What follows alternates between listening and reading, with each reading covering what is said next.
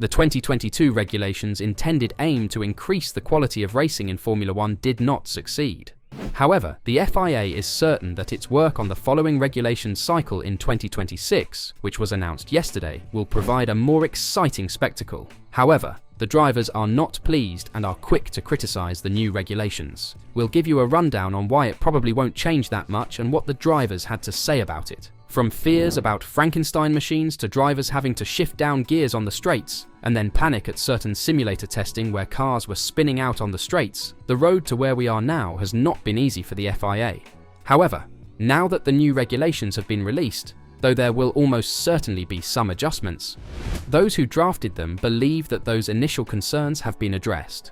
The reset of chassis regulations has also provided an opportunity to correct several problems committed with the existing ground effect challenges.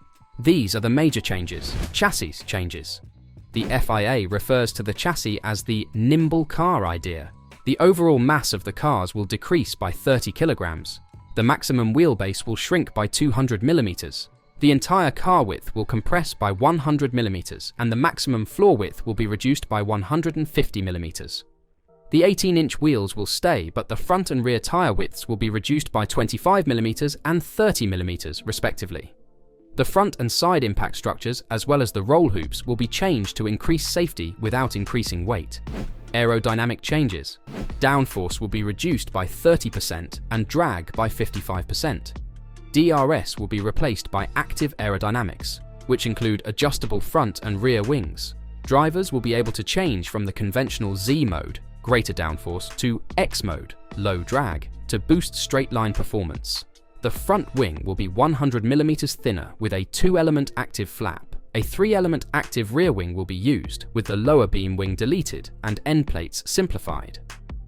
The team's ability to outwash airflow and upset the cars behind will be reduced by mandatory bodywork that inwash the airflow instead.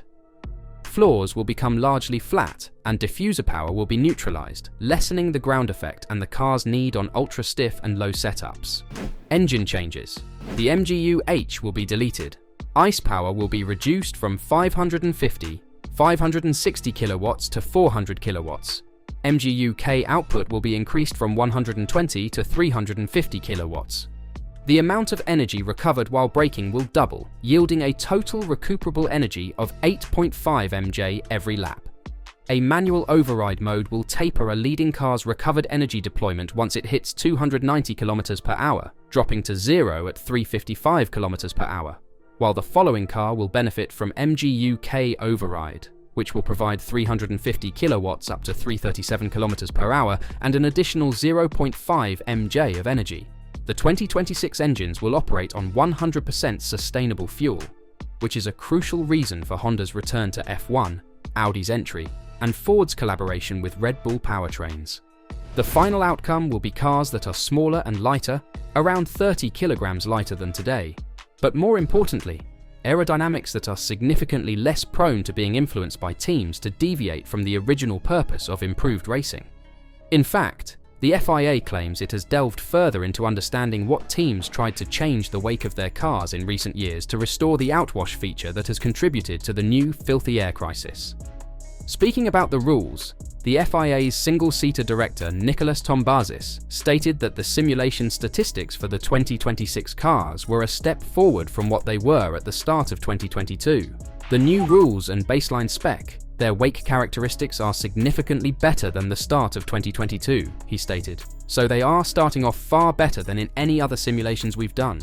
We believe we've got a handle on what teams could do to degrade this as part of their performance development and know where the levers were. So I'm expecting the ability to race closer to be significantly better. He added, "We have learned a lot from the last couple of years. While the cars are still better now than they were in 2021, they are definitely nowhere near as good as they were in the beginning of 2022. Certainly, some of the objectives set for 2022 have been degraded, that's a fact. But we have understood a lot about the underlying reasons and believe that we can avoid a similar degradation for the new regulations. I'm quite confident of that." But it isn't simply the challenges of cars following each other closely that have hampered the spectacle since 2022. Changes to the underfloor for 2026 have been designed to purposely widen the performance window for the cars, allowing them to operate in a wider range of rear ride heights. Tombazis said, Here too we have learned quite a lot. We have been working on the philosophy of the floor, which is going to have a less strong diffuser and is going to be less dependent on being very close to the ground. We expect the operating conditions of the cars to be in a more moderate rear ride height and therefore to not have that issue.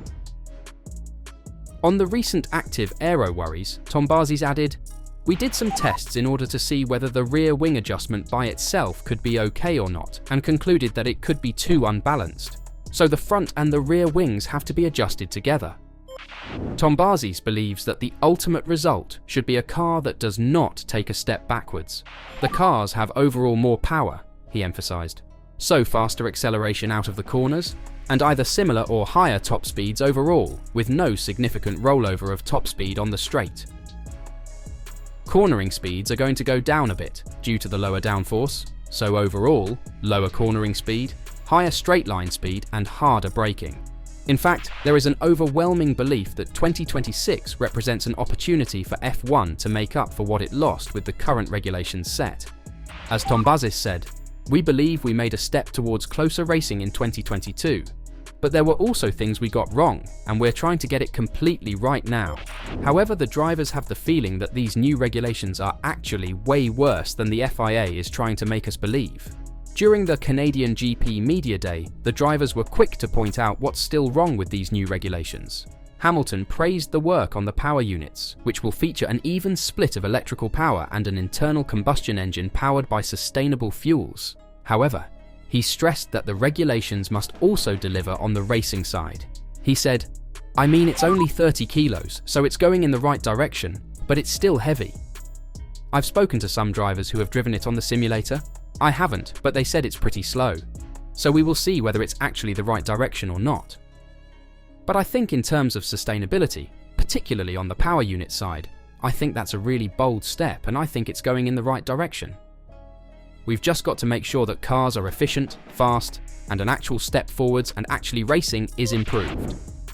Hamilton might have been rather soft in his criticism, others weren't. This could be seen when Max Verstappen joked that the new technical requirements for 2026 could include bananas as in Mario Kart. What they have done is change a bit how you use the energy on the straights, and the more simulations that are run, everyone will get a better understanding, Verstappen said. With the active aerodynamics, it is mainly to try and get around the issue on the straights of downshifting. But if it is something that is controlled, I guess it is the same for everybody. I don't know how effective the manual override mode will be, as it is something that I haven't seen yet how effective it is going to be. Maybe you need some bananas. Verstappen also warned about the new driver-activated boost and its potential influence, saying that additional investigation into the rules would shed light on the matter. If it works well, but I find it a bit difficult at the moment to pinpoint, because it is going to follow a lot on how well you can follow as well, and then how effective the boost is and how slow the recharge mode is. There are a lot of things I still need to really understand. It is not just me, it is everyone who is designing or getting the rules together. Everything is going to work well, but it is definitely more complicated. Nico Hülkenberg also downplayed the impact of the weight decrease, stating that a significant reduction in downforce will result in quite a different scenario and characteristics compared to the present Formula 1. "Yeah, it's certainly quite different," he confirmed. "Some interesting areas and aspects. I think some that still need a bit of further work. Like Lewis said, I think the weight reduction is good, but then 30 kilos is also not the world. It looks like a lot less downforce, especially high-speed corners. It will be quite a different scenario and characteristics to now.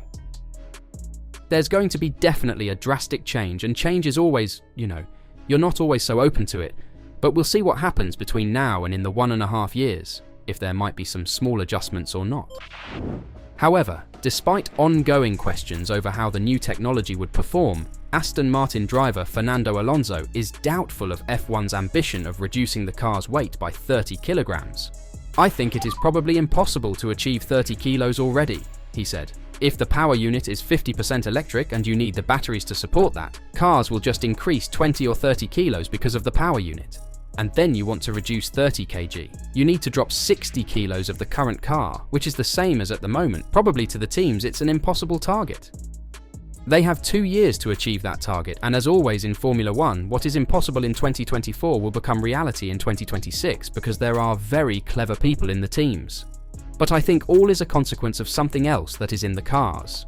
The weight and aerodynamics aren't the only part of the regulations that cause criticism though, as Williams driver Alex Albon expressed concern about the extremely slow speeds the new cars are supposed to reach in the simulator.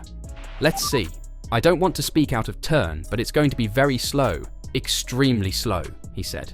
I'm guessing there's a lot of stuff being done around making sure the straight line speeds are not tapering off at the end with all of the MGUK and whatnot being involved. I still think there needs to be some work done. Seeing the speed traces around some of the tracks, it's pretty slow. Lighter cars. I don't think that weight comes for free. It's more just a commitment from the teams to try to get down to that weight. The size of the cars, I think, is the right direction.